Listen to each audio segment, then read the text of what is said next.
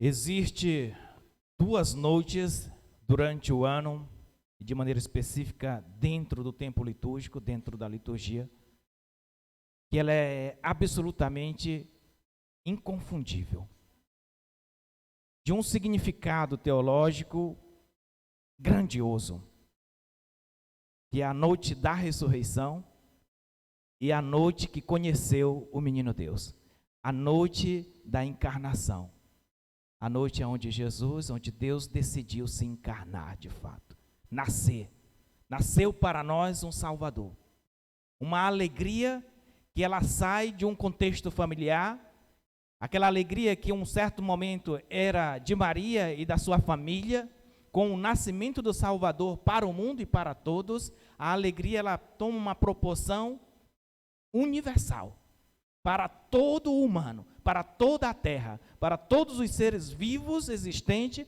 essa alegria ela envolve a todos. Quanta alegria! Que evento que marcou aquela pequena cidade de Belém. Mas um evento tão grande e hoje celebrado em toda a face da terra, por porções de pessoas, é um evento que chegou na calada da noite, no silêncio, no centro da noite. A luz divina, ela chega rompendo de fato a escuridão. Por isso que é significativo iniciar com a igreja fechada, com a igreja no escuro. E deixando que seja aos poucos, que essa escuridão e as trevas, elas vão sumindo, vão sendo dispersadas. Pode ter escuridão lá fora, pode ter escuridão em outros lugares, menos dentro da igreja, menos aonde está Cristo. Aonde está Cristo, ali não tem trevas.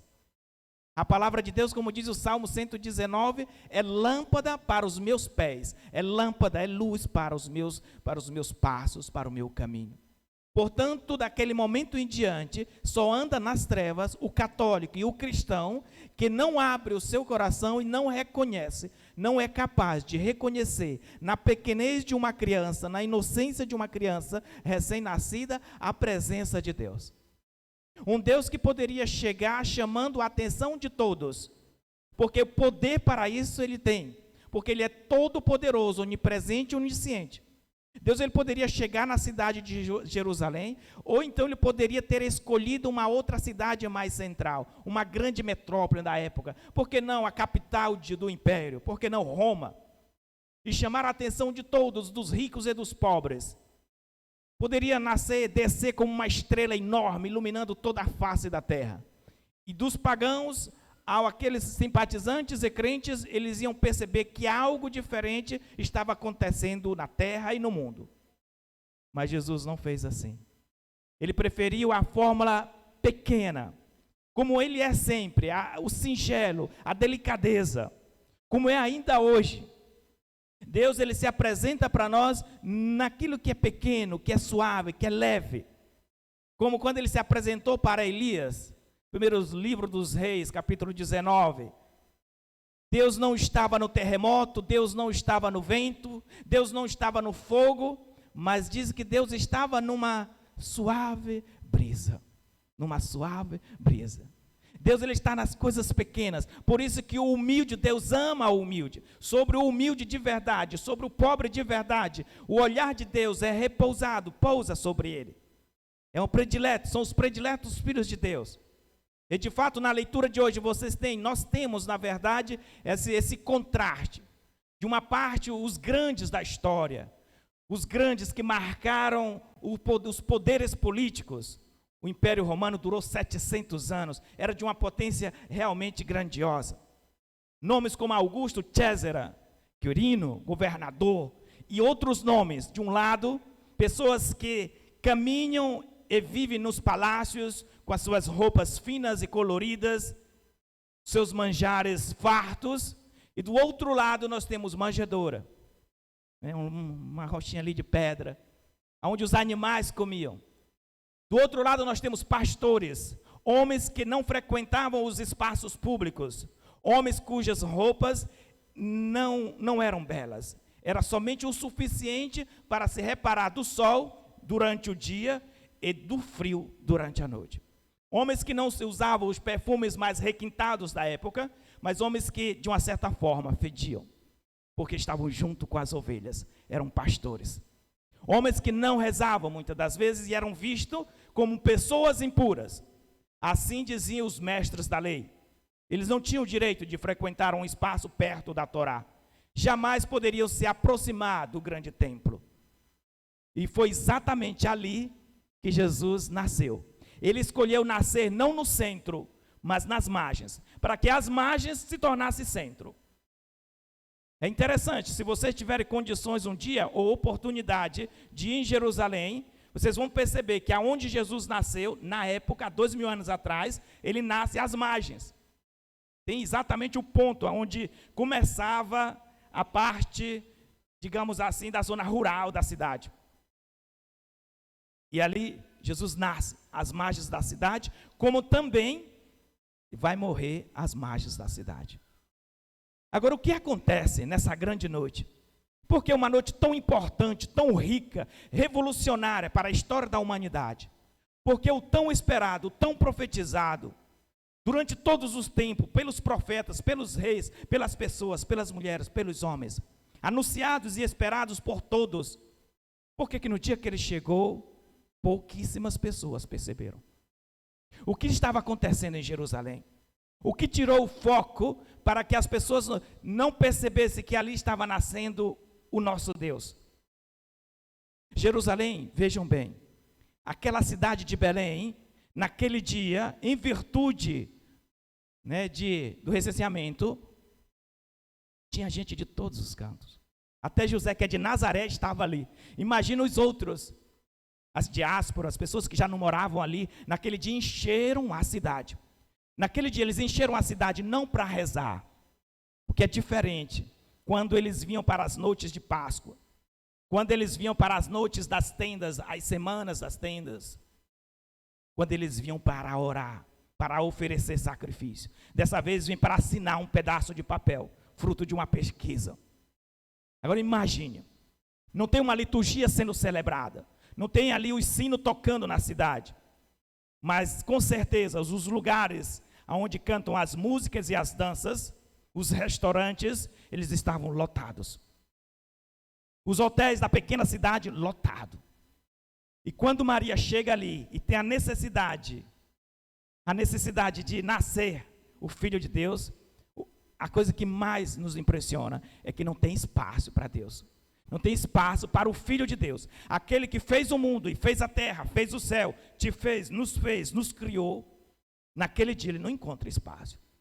E a gente pode olhar, até com um olhar anacrônico, e fazer uma crítica infundada ou injusta. E dizer, mas como? Pessoas daquela época, que corações duros, que pessoas ignorantes. Por que não acolheram o Filho de Deus? Se fôssemos nós teríamos acolhido. Eu pergunto para vocês, será? Será se fôssemos nós também teríamos a mesma sensibilidade? Será que nós tínhamos percebido de fato que Deus estava nascendo? Eu digo para vocês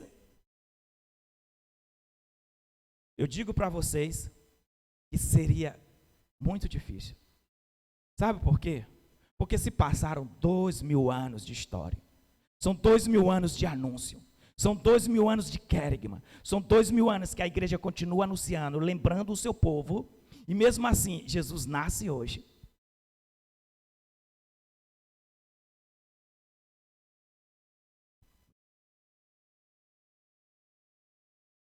Jesus nasce hoje. E por milhões, e eu não digo de ateus, eu não digo de pessoas que têm dificuldade de acreditar, eu digo de pessoas que são batizadas e que têm um caminho na igreja. Por milhões de católicos e de cristãos, não vão perceber e não vão viver essa noite como ela deveria ser vivida. E eu acho que isso aqui é a maior tristeza, mesmo dentro de um contexto de alegria, que é o nascimento de Jesus, mas é a maior decepção para a igreja. Parece quase que a gente faliu na nossa missão, na nossa capacidade de anunciar. Porque não é possível que se passaram 2000 anos de história, e hoje, nessa noite, toda espetacular, toda diferente, toda especial, nós estamos com os nossos carros sons ligados, nós estamos à beira de rios, à beira de praias, fazendo roaça, fazendo baderno, vivendo de maneira realmente, totalmente mais crítica do que daquela época, porque agora nós temos conhecimento. Não é possível, é inaceitável. E desculpa você que não vem participar e você que não vai viver, me desculpe dizer, mas não está certo, não está certo, cara. Você não está honrando o seu nome de católico, de seguidor de Cristo, não está. E viver dessa forma é desonrar aquilo que Deus trouxe de mais precioso para nós, que foi o seu próprio Filho para a tua e para a minha salvação. E a gente tem que ter a coragem de dizer isso, porque ou nós somos de fato católicos e abraçamos com sinceridade, com fervor a nossa fé, ou nós brincamos de ser católico, nós brincamos de ser cristão, e isso não transforma, isso nos deforma, na verdade. Então, assim como esse povo ele estava ocupado com as outras coisas, os nossos hoje também estão. Muita gente está preocupado com os seus afazeres, está preocupado com os seus negócios, está preocupado com os seus prazeres, menos em colher a presença de Deus. Agora, uma coisa eu te garanto, ele nasce e ele vem. E quem acolhe, recebe o mesmo dom, como diz São João, de se tornar filho. Por isso que essa é a grande dádiva. É o maior presente que você pode receber no ano. É viver intensamente o Natal do Senhor. É deixar ele nascer de verdade. Não só como um rito, não só como uma simples lembrança, mas que seja de verdade. Foi a alegria do mundo. Uma alegria que transformou a história da humanidade. Daquele dia em diante, a história civil ela ficou marcada em antes de Cristo e depois de Cristo. Embora algumas pessoas se sintam incomodadas e querem tirar essa sigla, antes de Cristo e depois de Cristo. Pode fazer o que quiser, mas está registrado na história. E ele faz parte da nossa vida. E aquela alegria que ele trouxe há 2000 anos atrás, é a mesma alegria que ele dará a um homem ou uma mulher, que hoje aceita de verdade, que acolhe a sua proposta. Um homem, uma criança, que acolhe a proposta de Cristo, ela experimenta dentro a alegria que aquelas pessoas receberam e acolheram, como aqueles pastores acolheram. Os pastores foi de imediato, ali perto, não precisaram de muitas guias para eles chegar onde estava Jesus. Dali nasce, o canto, na voz dos anjos, os cânticos que ficaram nas nossas liturgias. Os anjos, as figuras angelicais, elas fazem parte do contexto natalino. Já os magos, os intelectuais, os cientistas, vieram de longe e foram guiados por uma estrela. Teve a necessidade que uma estrela guiasse, em virtude do percurso que era muito longe. Mas eles conseguiram chegar, mas o percurso foi muito longo.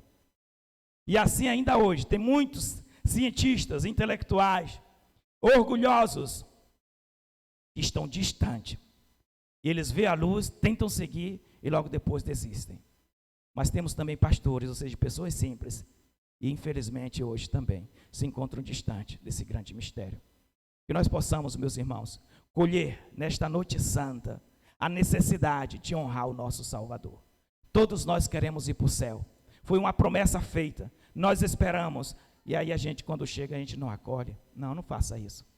De hoje em diante, toma essa decisão nesta missa, aqui. Se você veio, já é um grande milagre. Porque as tentações são tantas. Você passou, as músicas estavam tocando, pessoas assando churrasco, então dá vontade de parar já ali. Eu sei que é assim. Então toma a firme decisão, de hoje em diante eu não vou trair o meu Deus. Eu não vou trair o meu Deus. Eu vou servi-lo, amá-lo, cultuá-lo, louvá-lo. Porque a nossa vida é muito curta. Esse é o meu primeiro Natal, e talvez o meu último junto com vocês, enquanto pároco.